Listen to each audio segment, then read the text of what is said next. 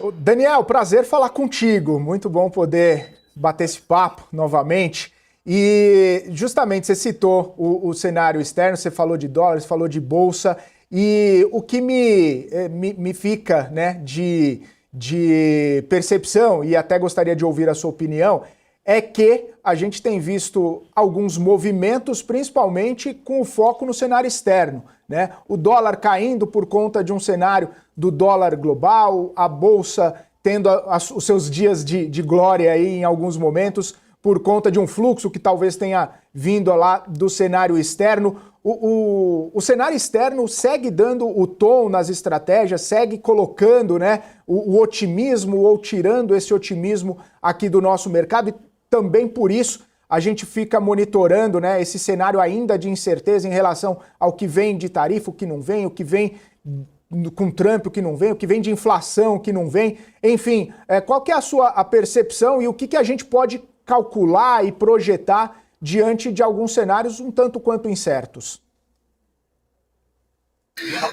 Felipe, a sua pergunta, esse seu ponto de global, ele é muito pertinente pela seguinte razão, né? Naturalmente, quando a gente se aproxima de encerramentos de trimestre, né, a gente tem esses marcos, esses pontos no calendário que a gente faz algumas reflexões, o que vem no trimestre seguinte, e, bom, estamos a 2 passos aí do encerramento do primeiro trimestre de 2025. E o global, particularmente o dólar e a reação dos ativos americanos que a gente foi absorvendo e entendendo ao longo desse primeiro trimestre, para mim, deixa uma lição muito importante. Obviamente, um ponto de interrogação aberto, e aí depende de como você está mais propenso a endereçar esse ponto de interrogação.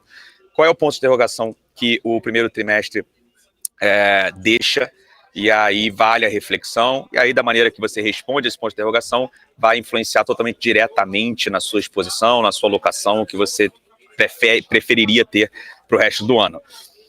Esse enfraquecimento do dólar, essa certa correção dos ativos americanos, pela primeira vez em muito tempo, não se tinha um trimestre onde o mundo performa melhor do que os Estados Unidos.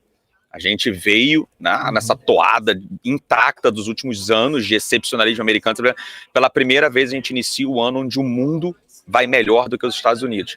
Assim, bom, o que é isso? O que está acontecendo? Quando você tem esses soluços assim numa grande tendência, fica aquela pergunta, é um soluço, é uma correção, é uma pausa, mas retomamos a tendência que vem claramente sendo estabelecida, ou pode ser o início de uma reversão? A minha reflexão, que eu tenho tentado fazer ao longo desse primeiro trimestre, eu me simpatizo mais com essa última alternativa, me seduz mais argumentos e abordagens que a gente possa ter, possa estar diante ou acompanhando uma certa inflexão do dólar no mundo, depois de uma tendência muito forte, que aí obviamente, né, os debates, argumentos do porquê isso valeria quase que um programa inteiro, mas porque que me interessa e é interessante essa indagação. Se isso se mostrar verdade ao longo das próximas semanas, obviamente nunca é linear, tem a sua vol, mas se estivermos diante de uma inflexão do dólar no mundo, isso necessariamente vai causar uma reorientação de fluxos de capitais, que nos últimos anos foram totalmente destinados, né, e trivialmente alocados e direcionados para os Estados Unidos. Isso vai causar uma reorientação de capital no mundo, e numa dessas, assim, a gente mesmo aqui pode acabar marginalmente se beneficiando. Então, o seu ponto de global, ele é pertinente. Quando a gente encerra esse primeiro trimestre, para mim fica um pouco esse aprendizado, ou pelo menos esse questionamento, que demanda, acho que para mim deveria demandar muita atenção de todos os analistas, gestores e que acompanham o mercado, o primeiro trimestre deixou evidências para a gente discutir se a gente pode estar diante de um pico do ciclo de dólar no mundo. Se isso for verdade, quais são os desdobramentos?